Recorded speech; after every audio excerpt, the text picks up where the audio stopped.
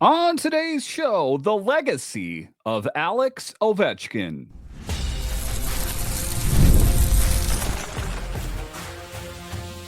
Your Locked On Capitals, your daily podcast on the Washington Capitals. Part of the Locked On Podcast Network. Your team every day. Well, hello and welcome into this edition of Locked On Capitals, part of the Locked On Podcast Network, your team every day. My name is Dan Holme. I've covered the Capitals for the last 3 seasons for Locked On and various other outlets before that. I'm also the host of the weekly show called The Capitals Minutecast, available wherever you find your podcasts. And as always, I want to thank you for making this your first listen of the day.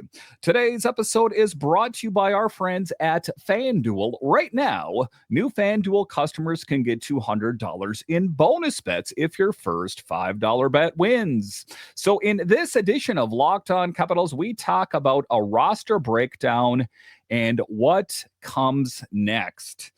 There are some players that will no doubt be on the move this summer. What players will be here in the fall, what players will come in, and what is next for this team. I'll talk about that a bit later. A season recap and a new core. Listen, Alex Ovechkin and John Carlson have 1 year left on their contract. Who are going to be the faces of the future for the Capitals? And then we'll talk about Ovechkin's legacy. And in this episode, I am joined by Hockey Troll of the Caps Chirp Podcast, and he joins me next.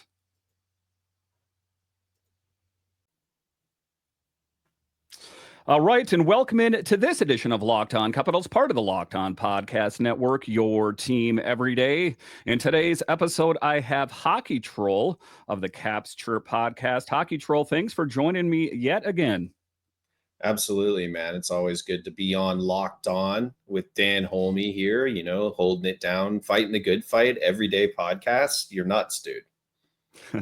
Well, I love talking Capitals year round, and I think one of the things we'll start talking about here is Alex Ovechkin. It's interesting whether the Capitals are playing or they're not playing. There's a lot of drama surrounding him, but the biggest thing, of course, this season was Alex Ovechkin catching and passing Wayne Gretzky. There was a lot of questions if he was going to be able to get that done under his current contract or whether it was going to require an extension. But this was a lot different Alex Ovechkin this season than the one that we saw last season. So when you saw Alex Ovechkin achieve greatness, if you will, do you remember where you were when Ovi scored .895? Dude, it's funny. I was in a bar in Pittsburgh, just in the outskirts of Pittsburgh there. And we walked in, ordered drinks, and I looked up and boom, there it was against the Islanders there. He scored it, and I'm pretty sure we lost against the Islanders that game too. So it was just like kind of a nothing burger. He bangs that one home. And of course, nobody in the bar except for me. I was like, of course I cheered and nobody else really even cared. There were some guys across the bar that were like, oh, he finally did it, which is, pretty par for the course for the low IQ fans of Pittsburgh, Pennsylvania. So, so straight up in enemy territory, watched it go down. And pretty surreal. I think that everybody, I think that the doubters it was more of like when rather than if. I thought that 3 or 4 years ago, talking about it was a little blasphemous, but at this point, last couple of years, it's just the math was too compelling to deny. And what a season, broken leg, comes back, continues the pace. And, you think about it and imagine if he had not missed those, 14, 15, 16 games, he may have been up there leading the league in goals at the age of 40, which is just absolute madness. I mean, crazy stuff. Yeah, and it's kind of odd. I wasn't actually able to watch it live. You think to yourself, I'm going to plan this event out. When you see the playoffs, you're like, well, I'm going to get this day off of work or that day off of work. I mean, it was kind of a moving target. There was a lot of projections on when it was going to happen. So it's one of the things I had to enjoy on replay. My phone just blew up when it happened, but it was a truly a great moment for Ovi to get it done. But kind of just reflecting back on it, you've had a hockey podcast for the Capitals for quite some time, and you're a longtime Capitals fan. What does it mean for you personally, and what do you think it means for the organization that he finally was able to achieve that record? I mean, and on the 50th anniversary too of the team, right?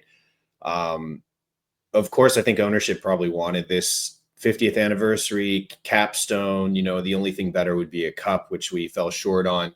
But I mean, as a fan, he was always special, right? And then you think like, okay, a few years into his career, it's like, oh man, this guy might be somebody to lead us to a cup. And then we get the cup. And then, oh man, this guy might be further engraving himself into history.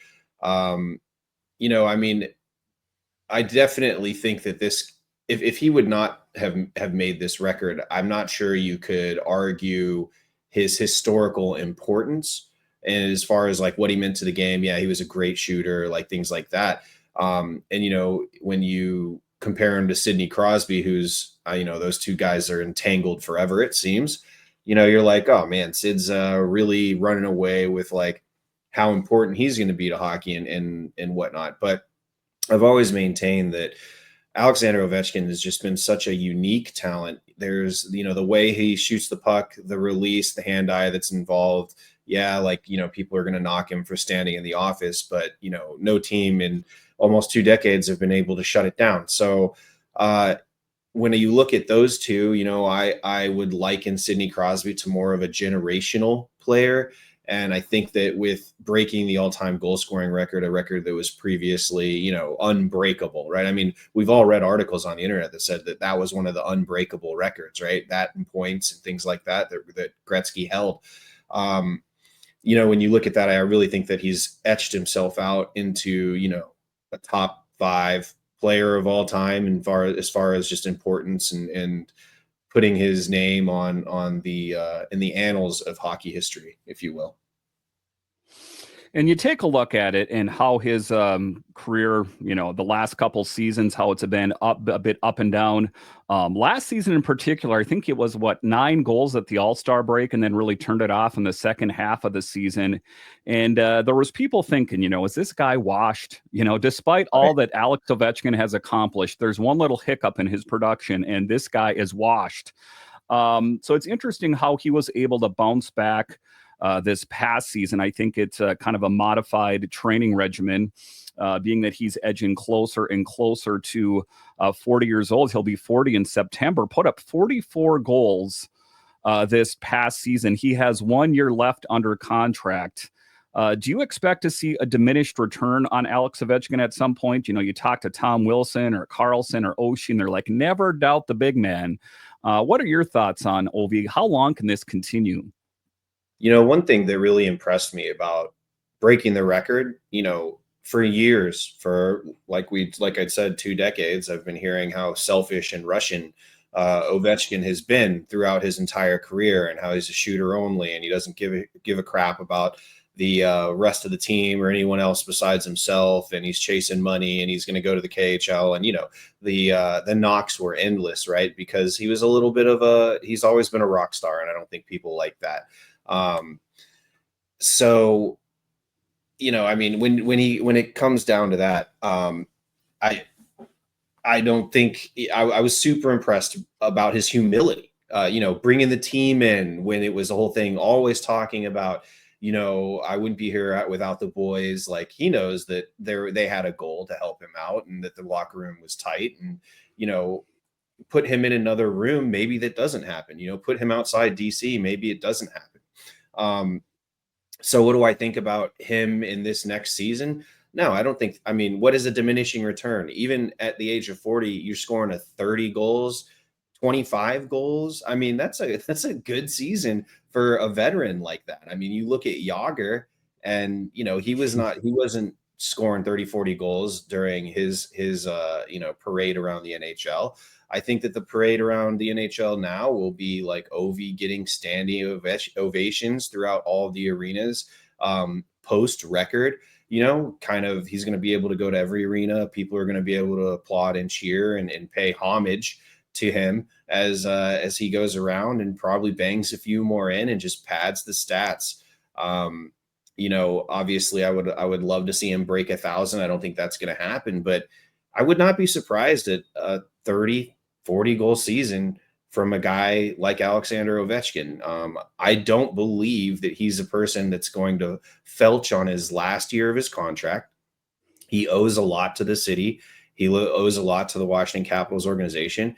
And I truly think that he's a solid pro, and he's not going to, throw a fit. He's going to do what he can to help the team win. And I think that he echoed that sentiment all season this season, even through the media madness that was going on around him.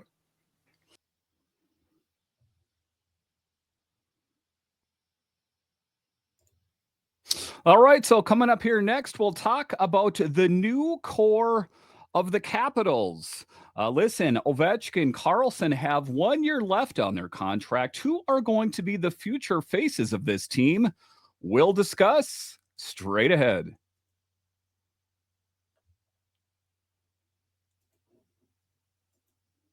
The NBA playoffs are in full swing, and every night delivers highlight-worthy performances, major momentum shifts, and can't-miss moments. Whether it's a game-time winning shot or a breakout player, there's never been a better time to get in on the action. FanDuel makes it easy to stay in the game before tip-off and live. With live player props, performance trends, and same-game parlays, fans have more ways than ever to play smart and win big. Now listen, our hometown team, the Wizards, they're not in the playoffs, and maybe the team that's in your hometown or state isn't in the playoffs. But if you want to have vested interest in all of these games, open up the FanDuel app, put a little bit of money on the game. All of a sudden, they got that much more exciting. And are you new to FanDuel? It is the perfect time to sign up. Head to FanDuel.com and place your first $5 bet. If it wins, you'll get $200 in bonus bets. Make every moment more with FanDuel, official sports betting partner of the NBA. All right, welcome back into this edition of Locked On Capitals, part of the Locked On Podcast Network, your team every day. You can find me over on Twitter. It's at DanCaps218. You can find the show on Twitter. It's at Locked On Caps. All right, so let's switch gears here and talk about the Capitals 24-25 season. They made it to the playoffs. They made it to the second round, something that they hadn't done in quite some time. And my bar on it, I want to create a bar. I want to create expectations, watching the games and all that, you saw what they did. They won the Metro. They won the Eastern Conference. And it seems like this team could do no wrong. I really felt like they were built for a deep push. But then the Carolina Hurricanes came along and Rod Brind'Amour, and they seemed infallible, unbeatable. But the Florida Panthers just had their way with them. So it kind of makes you feel like even if the Capitals would have somehow, snuck it out and beat, that would have been waiting for them. So, we're a bit removed from the season here. We're in June here. What were your thoughts on this season? Was it a success? Was it a failure? Weigh in on your thoughts. So I gave the Caps 20 games before I took them serious. I did that last season as well, because there were so many things with the new coach and trying to get new personnel. And then this season, it was like a whole brand new core that a lot of shiny baubles that Spencer Carberry got that had a lot of dirt on them, right? So he had to clean them off, dust them off, get them in. But as far as the 20 game, and I believe I said this in my 20 game recap, was that the Washington Capitals, I think, could go deep, but I think that if they go in, win a single round in the playoffs, that is a outstanding season for them. And I hold true to that. I think that the Washington Capitals had an absolutely outstanding season. They defied all odds. They were great in the regular season. They matched up really poorly against Carolina, and they have for years. That heavy forecheck is tough for them to figure out. You know, I venture to say that they would probably have done better against Florida than I think Carolina have. Hell, I would even go as far as say that, like, you know, Caps in 6 or 7 against Florida. I think that when you talk about agitators and getting under skin and solving Bobrovsky with a little bit more better team play than what the Carolina Hurricanes had, I think that Florida would have been a better matchup than the Carolina Hurricanes. For some reason, they're a kryptonite. It's probably their comeuppance from being the whipping boys of the Southeast Division for so long, for a while, you know, after they had won their cup. I would say an outstanding season for the Washington Capitals. 0 expectations. They blew it out of the water. They did really well. Heartbreaking to see them go down in 5 against, you know, what I think is not as good of a team, but had a certain game plan and made us pay on all things. And another thing about the Carolina Hurricanes is, like, that was such a frustrating, boring series to watch, because it's just, you know, get across the blue line and pepper shots. Don't even try to set it up. No flow to the game. And I think the Caps suffered through that. And the Carolina Hurricanes were coming up with these they were excellent at cutting things down on the boards, keeping pucks in, extending plays through the neutral zone, batting pucks down out of the air. I mean, they were crazy, really just feeling themselves during that series, only to go to an Eastern Conference final and be an absolute embarrassment. So I think the biggest losers of the Caps losing that series were the hockey fans that had to endure that Eastern Conference final. Yeah, I mean, you even take a look at the Canadiens, a bit of a different team that, you know, far exceeded expectations under the tutelage of Martin St. Louis, which I still really can't figure out how he got a head coaching job, an NHL head coaching job. It's just like, hey, you were a pretty good NHL player. Why don't you try managing or being the head coach of this NHL team? But in any event, I think he took that team to new levels. And there was the point that Tom Wilson hit on Carrier was the series defining moment that kind of shifted it in their favor.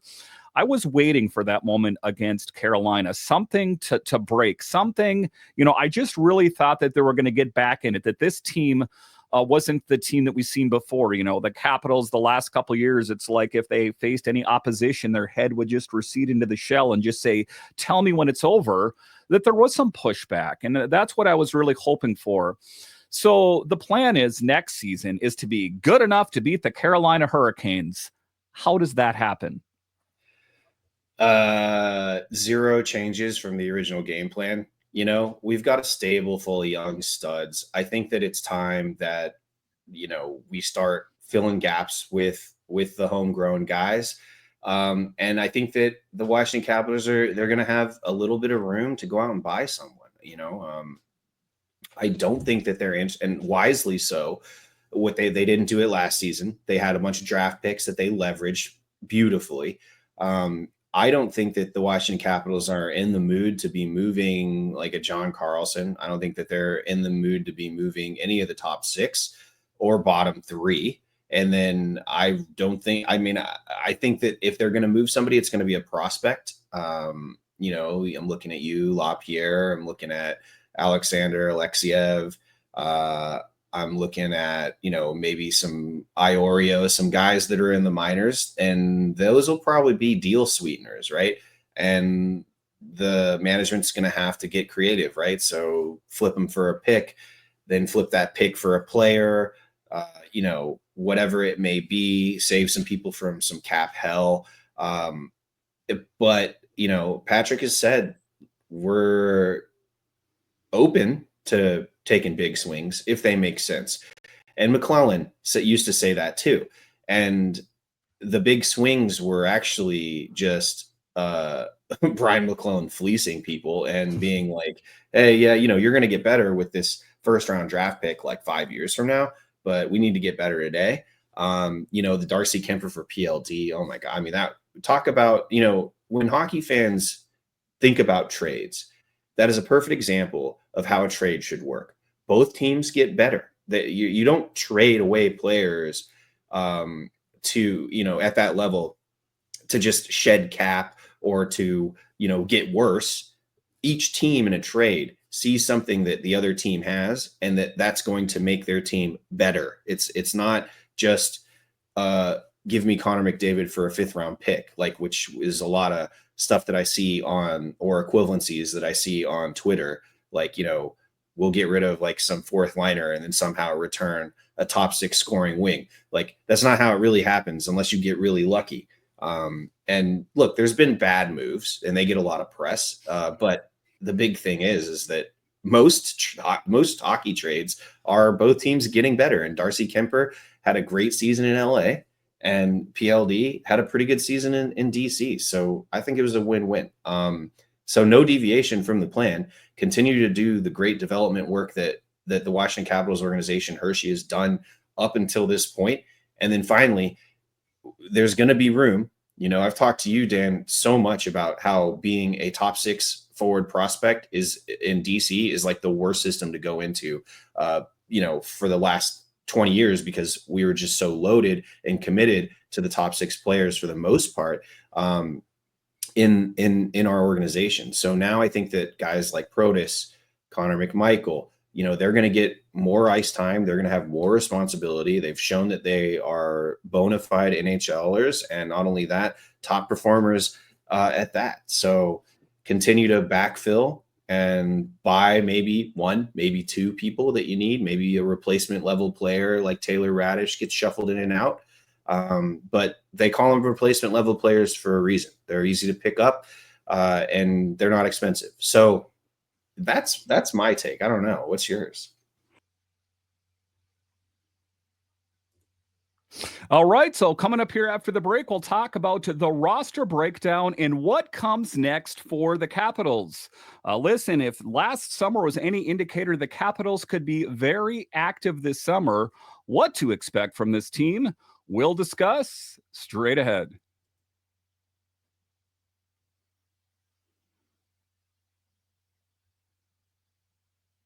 All right, welcome back into this edition of Locked On Capitals, part of the Locked On Podcast Network, your team every day. The best way that you could help grow the show is to subscribe to Locked On Capitals on YouTube and comment anything down below.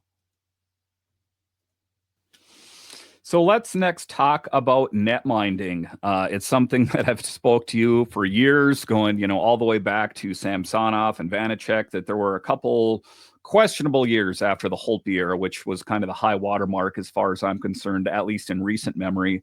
You take a look at Logan Thompson, I think all things considered, put the Capitals in a great position, was looking to kind of just, show the Golden Knights that you made a mistake, that he was a little bit jilted, shall we say, that the Golden Knights, their perception was the net minding wasn't that great. It was just great defense. And so he was eager to prove that, I'm a really good netminder, and did that with the Capitals. So you take a look at Logan Thompson, 43 games played, 31-6-6 record. Signed a 6-year deal, kind of a long-term deal as far as I'm concerned, but that's how it's done nowadays. It's term and it's money. And if you don't want to give it to me, then I'm just going to get it somewhere else. Because let's be honest, the net minding market this summer is thin, along with the centers. So he could have demanded the King's ransom and got it this summer. But played really well during the season. Faltered a little bit towards the latter part of the season. Some questionable injuries, I guess I'm going to say, where he said he got his bell wrong, but then he was reaching for the back of his legs. So it's interesting. Logan Thompson is kind of a quirky little guy there. And Charlie Lindgren signing a 3-year deal. What is your confidence level in the Capitals net minding right now? I think that, you point to the fact that they make it to the playoffs, that it's got to be elite. As far as I'm concerned, Thompson's good. Lindgren's good. It's not elite. Where do you weigh in on that? Yeah, I think that I think you're spot on there. Now, exactly to your point, this is the first starter gig that Logan Thompson truly has had, and it really wasn't even a true starter gig. He split time almost equally with Charlie Lindgren. Lindgren, same kind of deal. Not really a starter, not really a backup. Has never really had a big starter position full season.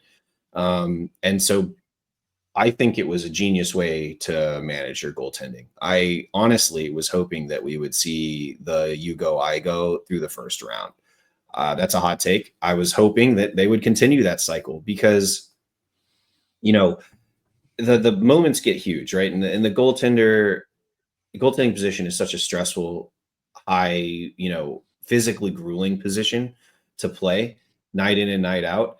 Now, all goalies want to play all the time, but I think that Carberry did a great job with the splitting of time. And hey, there's always going to be a goaltender that the team plays worse in front of, but like if you spread that out over an entire season, I think that mitigates a lot of that kind of, oh, we got the backup in today, right?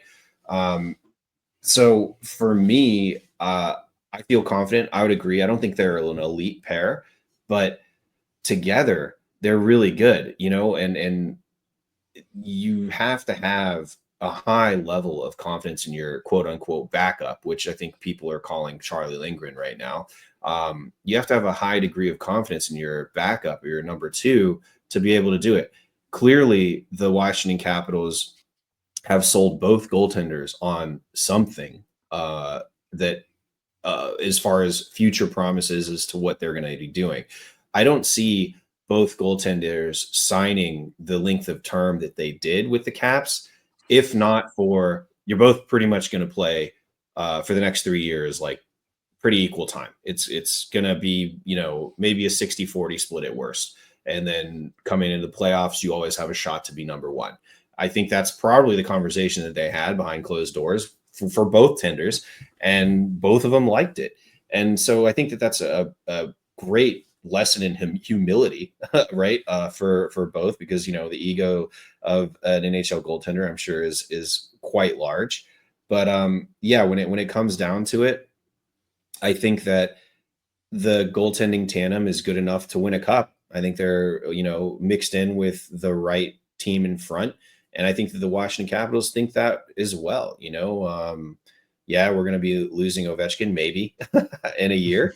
And so what goes down, we're going to have at least a nice bridge of solid goaltending through that era as that replacement tries to get found, which will never replace Ovechkin, but being maybe a little bit more of a balanced team rather than having that top scoring talent there. So when it comes down to goaltending, I loved the way that they played throughout the regular season. I think Charlie Lindgren got an unfair shake a little bit. I think that people were like, oh, well, Logan Thompson should be the number one. And I'm like, have you ever thought that maybe Logan Thompson's performing this well because he's rested night in and night out? Every time he gets into the paint, he's not worried about it. If you look at the Four Nations, Pete DeBeer, and he just benched Ottinger in the elimination game. His knock, him and Cassidy's, which I don't agree with this, but his knock, it came out, it leaked that Thompson was soft and selfish, and they thought that when he was ready to go in Vegas, he was sandbagging injury and not wanting to go out there, right? I mean, and I don't think that's entirely true. I think that's a bad take on LT, but ultimately there's big questions about his longevity, his ability to stay healthy. And I think that any knowledgeable hockey person should understand that having that time off only benefits you, right? Like, I don't think that I don't buy into playing 60, 70 games as a goaltender, like only makes you stronger. No, it just increases the likelihood that you'll be injured and tired is ultimately what I think. And with the talent and shooting and the amount of physical toll that it takes on a goaltender night in and night out, I think that that's perfectly played. And I expect to see that next season. I expect to see the 1-2 you go, I go rotation. All right, I want to thank you for joining me on this edition of Locked On Capitals, and I plan on doing some more of these interviews over the summer as we can, hear some different voices that surround the Capitals organization. So I sure hope you do appreciate these interviews. This was part one. I'll have part two a little bit later in the week. All right, once again, I want to thank you for joining me on this edition of Locked On Capitals, your only daily year-round podcast covering the Capitals. And I want to thank all of you you that listen on the audio side and watch this on YouTube, you are what makes this show successful. When you're done here, head on over to Locked On NHL, as they have you covered 5 days a week, available wherever you find your podcasts and on YouTube. All right, once again, I want to thank you for joining me on this edition of Locked On Capitals, part of the Locked On Podcast Network, your team every day. My name is Dan Holme, and I'll talk to you again next time.